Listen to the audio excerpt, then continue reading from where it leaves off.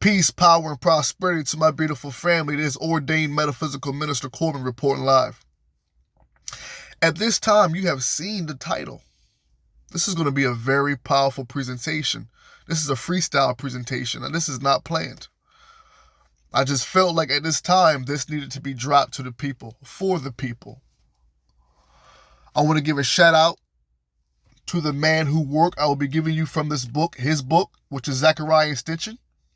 How many of you, by a raise of hands, and don't worry, I can see your hands, how many of you have ever heard of Zechariah Stinson or his work or his books? By raise of hands.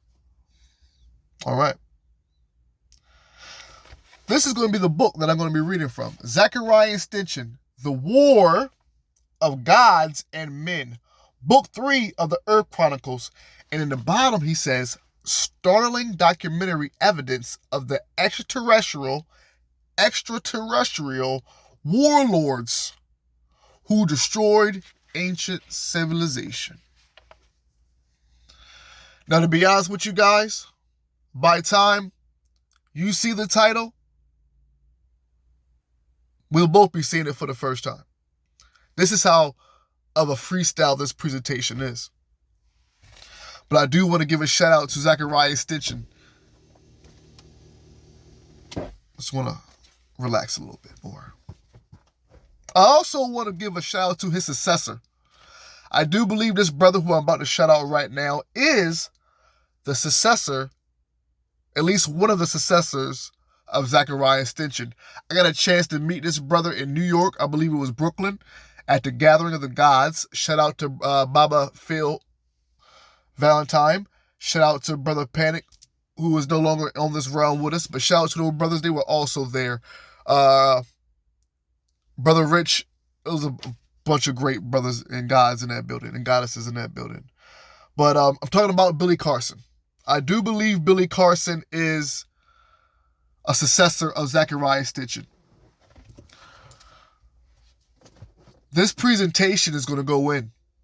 For those who have been rocking with the minister for 4 years now, since I've been doing these, you know that this is what I came off. This is what the Cosmic Christ University started off with, this type of talk.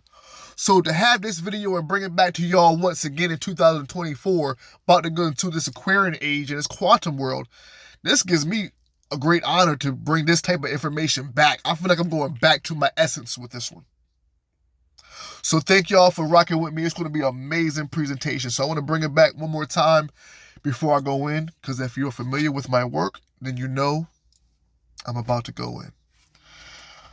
Once again, welcome all my brothers and sisters to the Cosmic Christ University. This is the home of the esoteric and metaphysical knowledge. Come in, make yourself welcome, and make yourself relaxed and feel at home. This presentation is dedicated to the late, great Zechariah Stinson, who I do believe has left this realm in the physical form. Also, this is dedicated to his successor, the brother Billy Carson. Because Billy continues to give us this work just like his teacher, his predecessor, Zechariah Stinson. So this presentation is going to be off of the work of this book and this great man, Zechariah Stinson. The book is called, and I want you to listen, and from here on out, be very serious about listening to what I'm about to say, as it pertains to everybody on this planet and those who are not even on this planet. Listen carefully. Thank you. The book is called The Wars, that's plural. The Wars of Gods and Men. Book 3 of the Earth Chronicles. Startling documentary evidence. In the bottom, it says startling documentary. Listen to this, please. Startling documentary evidence of the extraterrestrial warlords who destroyed ancient civilization. And I'm going to take my time once again to read that, because you need to listen, like I said. Startling documentary evidence of the extraterrestrial warlords who destroyed ancient civilization. We are in 2024 where we have YouTube. Listen, I just got introduced to TikTok when I came back from New Orleans. TikTok is a whole nother world. Before I got involved with TikTok, I thought they were banning it for the reasons that we were told that they were banning it. But TikTok is a whole portal in itself. Let's just be honest. We are in 2024 where too much cannot be hidden from us in this day and age. Whether you go to YouTube, TikTok, even shows like Ancient Aliens where they baby feed people the truth, we are at an understanding, most of us are, the ones who really are tuned into that frequency, that there has been times before our own times where there has been, what you want to call them, visitors, custodians, angels, ETs, aliens, archons, whatever you want to call them, Anunnaki, whatever. As soon as I say Anunnaki right here, fake YouTube is going to highlight Anunnaki, just like they did with the other ones, but it's all good. Anunnaki, whether you call them this, it is a proven fact, just like this man says here. Startling evidence of the extraterrestrial warlords who destroyed ancient civilization. And I want to say this before I go in, because you know I'm about to go in. Everybody's talking about artificial intelligence and the rise of artificial intelligence. Everybody's talking about artificial intelligence, AI, and the rise of AI. I feel this, and I've seen through other videos that people feel the same way. People are looking at AI like this is something for the future, like this is some future stuff that at the time of this futuristic age. I feel that what we're dealing with AI is primordial or older gods now coming back through AI, because spirit never dies. This is what I feel. But I'm not going to go too much on that right now. I just wanted to state that out. But the main purpose of what I was saying before I go in is there is no excuse. Based off all this information that we're getting from everywhere, you got to be naive to not at least consider the fact that this world has been governed, ruled, controlled by beings, deities, gods, and goddesses who done this way before we even picked up a weapon or a book. So I'm about to go in. I thank you for your patience as always. Listen up. Once again, from the work of Zechariah Sitchin, The War of Gods and Men. Now I'm going to read the forward right quick too.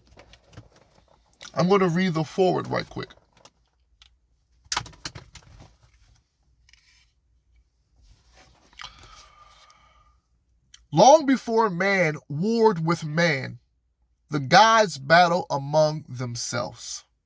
Indeed, it was at the wars of the gods that the wars of man began. Let me read that again. Long before man warred with man, the gods battle among themselves. Indeed, it was as the wars of the gods that the wars of man began. And the war of the gods for control of this earth had begun on their planet. It was thus that mankind's first civilization succumbed to a nuclear holocaust. This is a fact, Zechariah Stitch says. This is a fact, so much that I'm going to read it again. Long before man warred with man, the gods battled among themselves. Indeed, it was as the wars of the god that the wars of man began. And the wars of the gods for control of this earth had begun on their own planet. Say that again, minister? And the wars of the gods for control of this earth had begun on their own planet. Huh? It was thus that mankind's first civilization succumbed to a nuclear holocaust. This is fact, not fiction. It has all been written down long ago in the Earth Chronicles. So for all my primordial haters, my aliens don't exist haters, my all it is Earth and us human being haters, I bet you feel this song is about you. Don't you? Don't you? Don't you? I'm about to go in once again. In the spring of 1947, a shepherd boy searching for a lost sheep in the barren cliffs overlooking the Dead Sea discovered a cave that contained Hebrew scrolls. Hidden inside earthenware jars, those and other scrolls found in the sea area. Let me read this again. Those and other scrolls found in this area in subsequent years, collectively spoken of as the Dead Sea Scrolls. How many of y'all have heard of the Dead Sea Scrolls? I had a book, and I have studied this book, and at my old channel, the Darius Corbin channel, you can research that channel on YouTube. I had that book, the Nag Hammadi Scriptures, that were discovered along with the Dead Sea Scrolls in 1947. These are the non-canonical Gospels. They gave you the canonical Gospels, but these were the works that were older than the books that you got in your churches. And they contradict everything that you were taught in your churches. And they give you a better understanding on who these gods were, more than your church ever could. Just want to let you know that as I continue reading. Once again, in the spring of 1947, a shepherd boy searching for a lost sheep in the barren cliffs overlooking the Dead Sea, this is all in Egypt, by the way, discovered a cave that contained Hebrew scrolls hidden inside earth-worn jars. Those and other scrolls found in the area in the subsequent years, collectively spoken of as the Dead Sea Scrolls, had lain undisturbed for nearly 2,000 years, carefully wrapped and hidden away during the turbulent years when Judea challenged the might of the Roman Empire. Was this part of the official library of Jerusalem carted away safely before the city and its temple fell in AD 70? Or, as most scholars assume, a library of the Essenes, a set of hermits with Masonic preoccupations? The opinions are divided, for the library contained both traditional biblical texts as well as writings dealing with the sect customs, organizations, and beliefs. One of the longest and most complete scrolls, and perhaps the most dramatic, deals with a future war, a kind of final war, titled by scholars, The War of the Sons of Light Against the Sons of Darkness, where I must stop here. I'm going to grab me some water, because what I'm about to say now may separate some people, and what I'm about to say right now may bring people together. But I've been doing this for over 10 years. And as a melanated man myself, my biggest question was, how much did racism play on this planet? I've been asking that question since I was about maybe 6 or 7. I'm about to be 40 in a few months. How much of a role did racism play on this planet? That was always my question. For those who don't know my channel, I have a video called Galactic Racism. Check that out. But to answer my question, racism played a great role not only on this planet, but even beyond this planet. If you listen carefully as I go in further, and if you listen very carefully, you're going to see exactly what I'm talking about. There's nothing new under the sun, they say.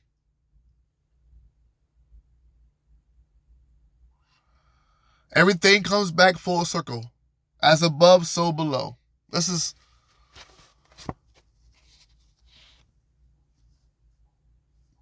me continue going there.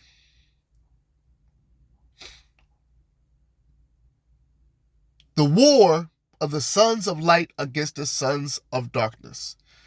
It envisages spreading warfare, local battles that will first involve Judea's immediate neighbors, which shall increase in ferocity and scope until the whole ancient world will be engulfed. The first engagement of the sons of light against the sons of darkness, that is against the army of Belial, shall be attacked upon the troops of Edom, or Edom, Edom, Moab, Moab, the Ammonites, and the Philistine area. Then upon that of the Kittians, and that's Kittians, of Assyria, and upon those violators of the covenant who given them aid. And after those battles they shall advance upon the Kittians of Egypt, and in due time against the kings of the north. In this war of men, the scroll prophesies the goddess Israel shall take an active role. I want to stop and make sure that I'm taking my time with this. Because if you listen carefully, you're going to understand how race played a role with the gods and with the men.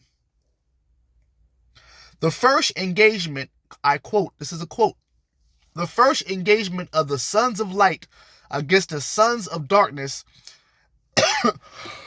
excuse me, that is against the army of Belial, shall be an attack upon the troops of Edom, or Edom, Edom. Moab is Moab, the Ammonites, and the Philistine area. Then upon that of the Kittians, or of Assyria, and upon those violators of the covenant who given them aid.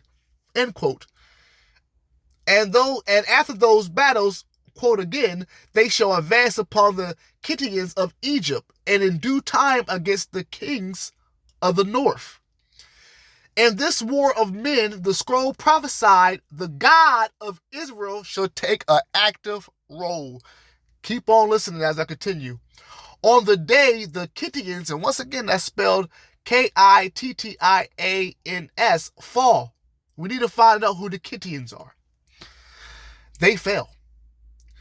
There shall be mighty combat and carnage in the presence of the God of Israel.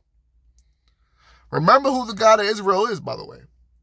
For that is the day which he appointed for old for the final battle against the sons of darkness.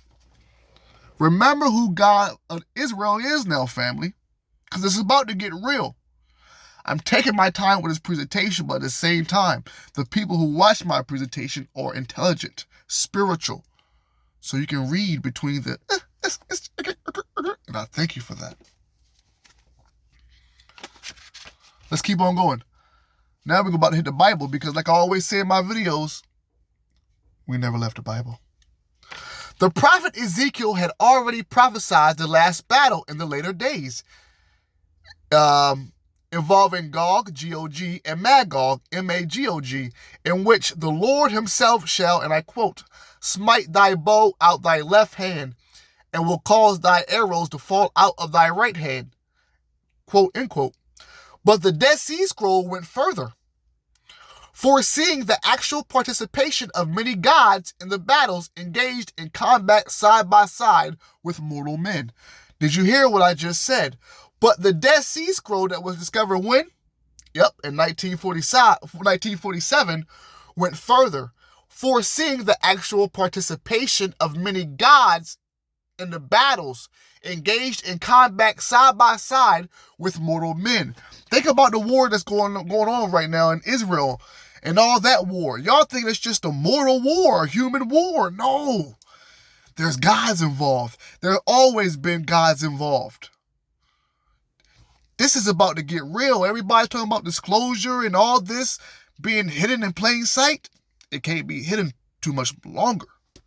People like Zechariah Sitchin and many more people were trying to tell you, for some reason, there has been a big field. This field is about to crack, break, rip. Let's continue on.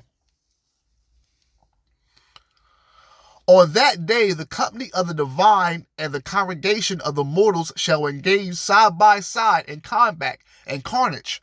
I know this is sound like Mortal Kombat, but where do you think these writers get their stuff from? They have a special library where they go and get these scripts. Anyway, On that day, the company of the divine and the congregation of the mortals shall engage side by side in combat and carnage. The sons of light shall battle against the sons of darkness with a show of godlike might. Amid uproarious tumult. That's T-U-M-U-L-T. Amid the war cries of gods and men. This ain't talking about a war in the past. This is talking about a war that's about to be in our present. Let's continue. Though crusaders, and it says Saracens, Saracens, and countless others in historical times have gone to war in the name of God, quote, end quote, the belief that in a war to come, the Lord himself shall be actually present on the battlefield and that gods and men will fight side by side sounds as fantasy to be treated allegorically at best. Yet it is not as extraordinary a notion as it may appear to be. For in earlier times, it was indeed believed that the wars of men were not only decreed by the gods, but were also fought with the gods. Active participation. Let's keep going. One of the most romanticized wars when, and I quote, love had launched 1,000 ships, end quote, was the War of Troy between the Achaeans, Achaean Greeks, the Achaean Greeks, and the Trojans. It was, know we not, launched by the Greeks to force, let me read that slowly. It was, know we not, launched by the Greeks to force the Trojans to return the beautiful Helen to her lawful spouse. Yet an epic Greek tale, the Cleopatra represented the war as a predominant scheme by the great god Zeus. So what it's saying is, as far as we know, we're thinking it's about, them returning beautiful Helen to her lawful spouse. But yet an epic Greek tale talks about a predominant scheme by the great god Zeus. Now, I want to stop here again because I have heard of many people talk about the Greek god Zeus. I heard some people say he's even black. But like I said, race played a big part with the gods and the mortals. It does today. If you research Atlantis and Lemuria, and if you type in the Romadas, and I may be pronouncing that wrong, but it's Google, or write it down. I close my eyes, but Google's your best friend. Rhomadals. Rhomalds.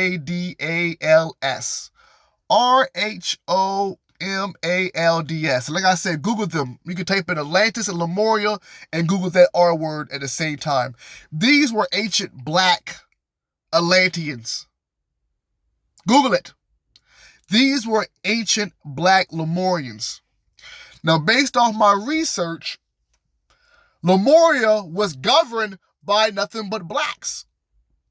Somewhere between the end of Lemuria and the beginning of Atlantis, there was a shift where there was, of course, the Mongolians and, of course, the white. There was also something called the White Queen that was, based on my research, was placed there in replacement of the primordial Black Queen. And this is where things start getting crazy with slavery, because the Romadas that I'm telling you about end up being slaves to these white Atlanteans. Research this for yourself. H.P. Belansky talks about it, and many more people talk about it. This is very serious here. I'm going to keep on reading. Yet, it is not, let's go back.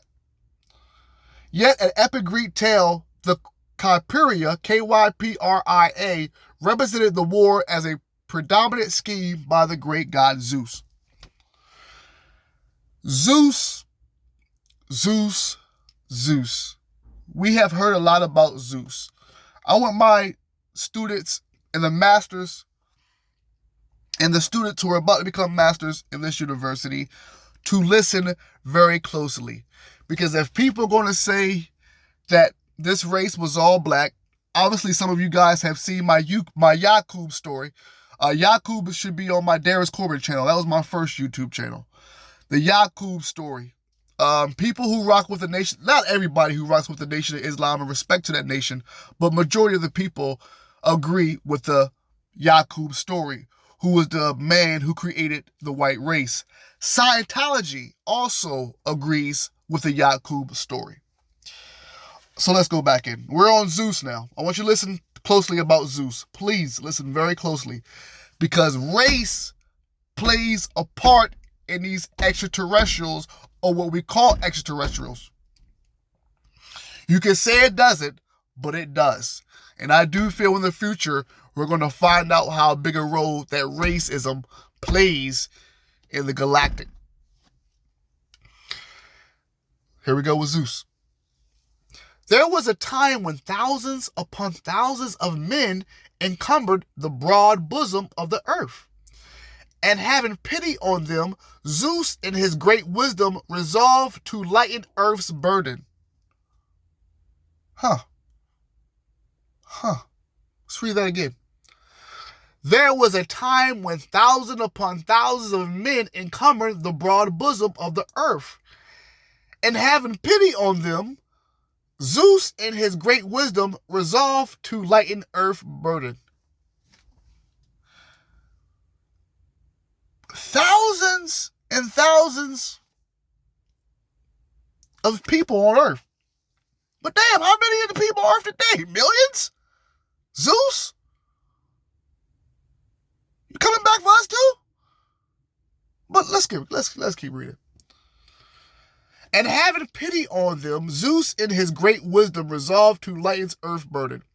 It continues going on to say that, so he caused the strife at Ilion, which is Troy. Ilion, which is Troy.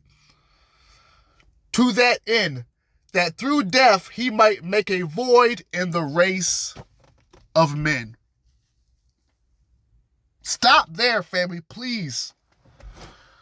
This presentation isn't a racist presentation. This is a real presentation. I'm telling you that race played a big role. Whether Zeus was white, whether Zeus was black, whether he was no color at all. They said Krishna was, they said he had, blue eyes and blue skin. And he had like a whiteness to him as well, as far as complexion. So,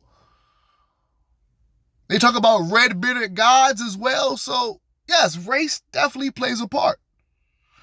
When we talk about the Aryans, or at least the White Brotherhood, the reason these White Brotherhood people fight so hard, the reason why Hitler went so hard, the reason that Trump knows how to target a certain audience so hard, is because, believe it or not, back in the ancient days, it was all about pure blood and pure bloodline. Even with the Africans, the Native Americans, as well as the Caucasians and Asians. There was a time when it was all about pure bloodlines. You see it with the royal families. It was something powerful about keeping your bloodline pure that benefited not just your generation, but generations to come. Why? Because with that pure bloodline, it gave the ancestrals still a direct connection to you even after their physical life. Fast forward now to 2024, whether you claim you're black, whether you claim you're white, whether you claim whatever you are, you have to admit that in some part of you, there is a mixing of bloods. You're not a pure blood. Unless you are the Hodnots or the Bushman tribe. That's pure blood.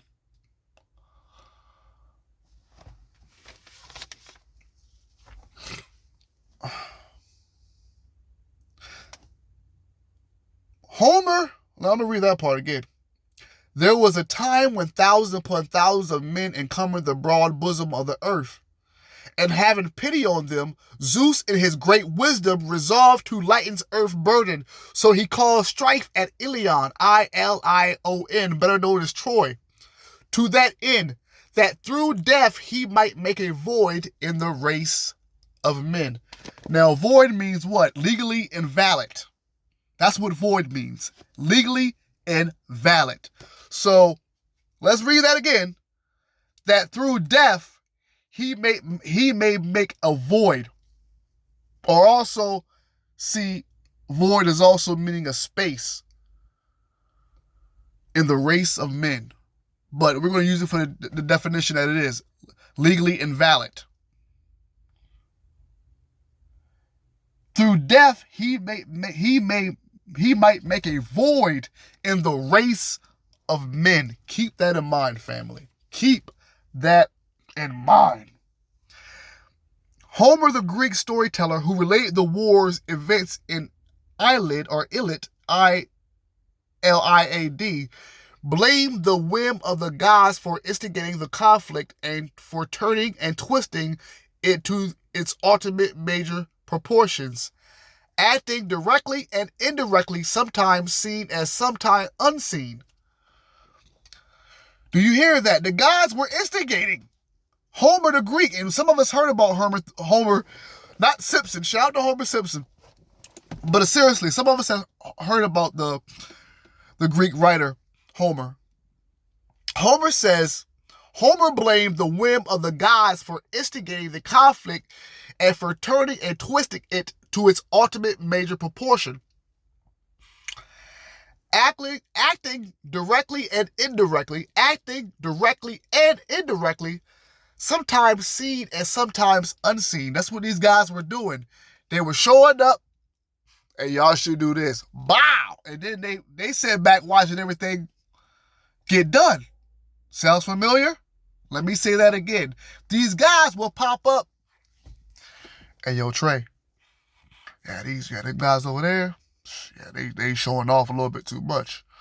I think you should do this. And with the power I'm going to give you, you can do that. All right, bet. And you will see these guys for another maybe 100 years, maybe. Meanwhile, things on this planet is being caused chaotic because these guys are instigating. These guys are instigating. This is what Homer was saying. Now let's keep going. Now, where have we heard that before about gods instigating and gods being in the ears of mortals and saying, do this? Where? Somebody out there said the Bible. You're damn right. Let's keep reading. The various gods nudged the principal actors of the human drama to their fates. Let me say that again. The various gods nudged, gave them a push, the principal actors of the human drama to their fates. And behind it all was who? Who was behind this all? Who was the mastermind behind the gods instigating, behind the gods pushing the mortals into this wickedness? There's got to be a culprit. There's got to be a name. And behind it all was Jove. Jove?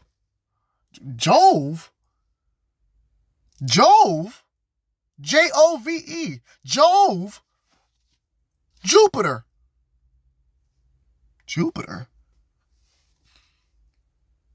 Zeus. Says it right here in the book. And behind it all was Jove. But why does Jove sound so darn familiar? It's like a do cloud. And there's a picture in that cloud. Jehovah. So Zeus was Jehovah. There was a brother. Shout out to the brother Rashad Jamal. That's exactly who it was. Because I think that brother said something about Zeus and Satan and all that. And once you really understand the dynamics of it all, the one that Christians call Zeus, call Satan, is the same person that they fear and love and give respect to in the Bible. This Zeus, this Jehovah, this Yahweh, this creator of the fake Matrix. The original Matrix was the Divine Mother. You guys know this by now. So the one that was behind all the beef was Jove. It says Jove. So you got research to do now. Jove. That name also meant Jupiter. That name also meant Zeus. And I quote, "While the other gods and the armed warriors on the plain slept soundly," and I love my listeners because as my listeners hear me, they can sit back and say, wait, hold up. He's saying this, but somebody else said this too. For example, watch what I'm about to say. "While the other gods and the armed warriors on the plain slept soundly, Jove was wakeful, for he was thinking how to honor the Achilles and destroy much people at the ships of the Achaeans." My teacher, some of your teacher, was a great guy, amazing guy, one of the realest teachers ever, Bobby Hemmitt. If you guys know Bobby Hemmitt, give a round of applause for yourself and Bobby Hemmitt. Bobby Hemmitt had so many lectures and so many videos where he talked about the gods falling to sleep. And because of the gods falling to sleep and eventually the vibration becoming so low, that the kids end up playing and taking over. And sometimes when the kids have so much fun, they're not trying to go back to the parents. Matter of fact, they disrespect and try to destroy the parents. And that's what happened with these gods and the kids of the gods. And if you're familiar with Bobby Hemmitt's work, then he tells you exactly who those kids were. And of course, who the gods that were sleeping were. So let's hear that again. And I quote, "While the other gods and the armed warriors on the plain slept soundly," on the plain, Plain, slept soundly, "Jove was wakeful, for he was thinking how to do honor to Achilles." I'm thinking Achilles' heel, maybe, yeah. "And destroy much people at the ships of the Achaeans." Remember, the biblical God, Jehovah, he was all about destroying people. Destroy them, Moses, destroy them. They listen to us, destroy them. These are the gods. Why do you think in your Bible it says, "Put no other gods before me"? Because the mother gods were sleeping. Oh, shit got real. The Bible says, "Put no other gods before me." We don't see no what other gods. The other gods were asleep, and to be honest with you, they probably still sleeping, about to wake up now, or they probably just woke up. That's probably why all this stuff in Israel is going on. But hey, remember I told you this is just a freestyle presentation.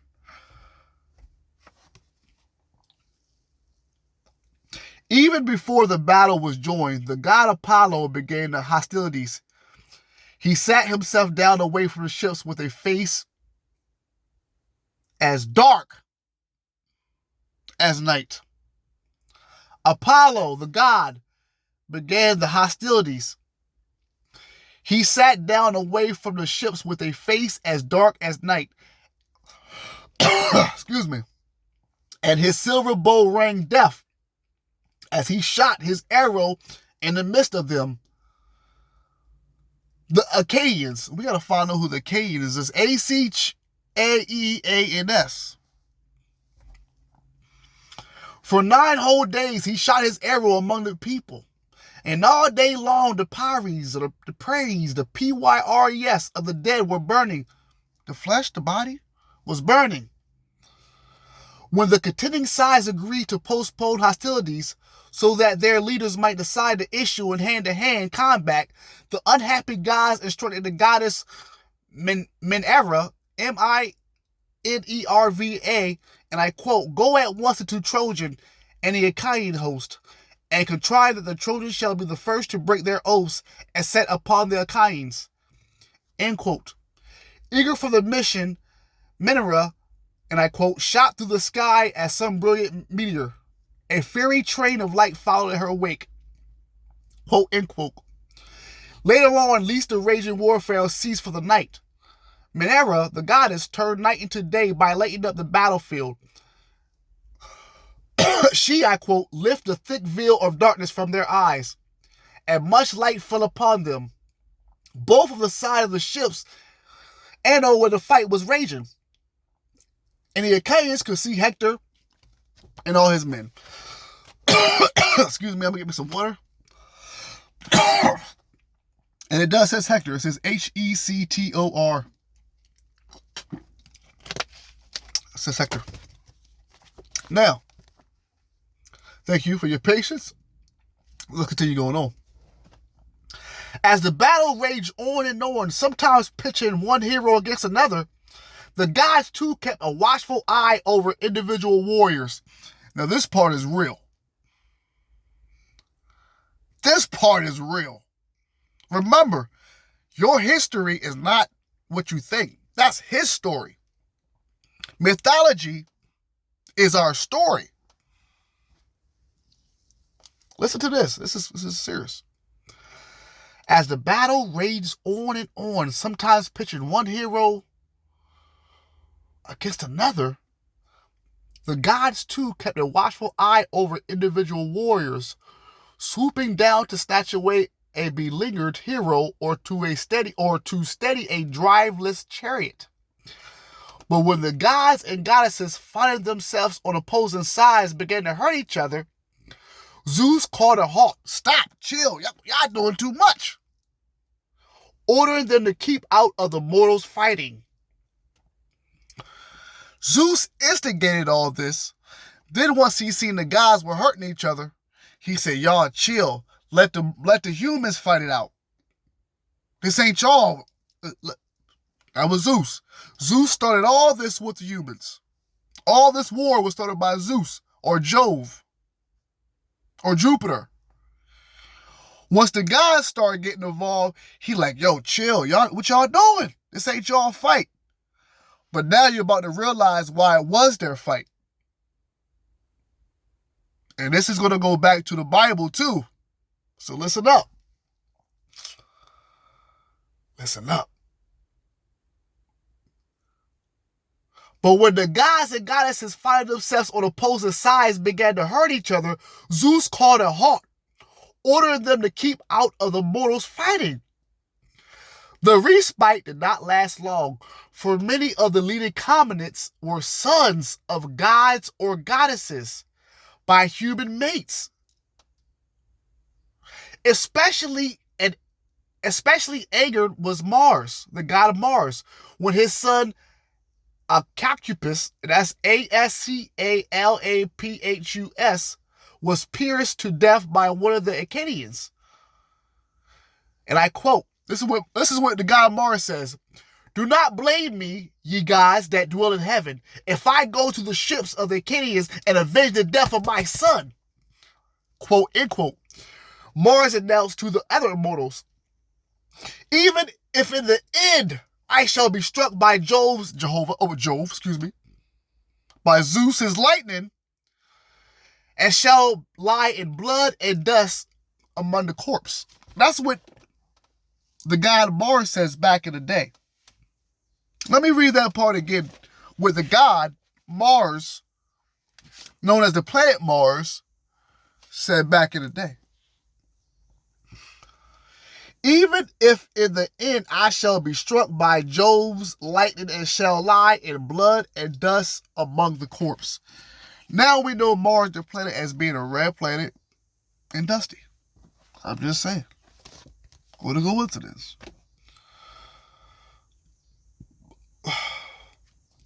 So long as the gods held themselves aloof from the mortal warriors, wrote Homer, the Achaeans were triumph.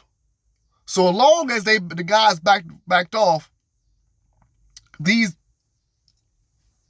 Achaeans, Achaeans, they were good. For Achilles, who has long refused to fight, was now with them. But in view of the mounting anger among the gods, and the help of the Akkadians were now getting from the demigod Achilles. Jove, or Zeus, changed his mind. And I believe this is what Zeus says. For my own part, I shall stay here. This is what Zeus said, seated on Mount Olympus, and look on in peace. But you others, do go among the Trojans and Akkadians, and help either side as you might be disposed. Thus spake Jove, or Zeus, and gave the word for war. Whereon the gods took their several sides and went into battle. Now I'm going to stop there. Because there is so much to say about this. And if you haven't read this book, go get it. Once again, it's Zecharia Sitchin, The War of Gods and Men. Startling documentary evidence of the extraterrestrial warlords who destroyed ancient civilization. I end this presentation by saying this. If you have watched YouTube or TikTok or whatever you watch, and you see these videos of, I seen one, I'm sure you guys seen it, where they discovered this, what looks like an Anunnaki or ancient Sumerian god in a tomb. Some people say it's fake, some people say it's not. If you see the one where this goddess with the locks, they discover her body in a spaceship. How naive to think that we were the only people on this planet.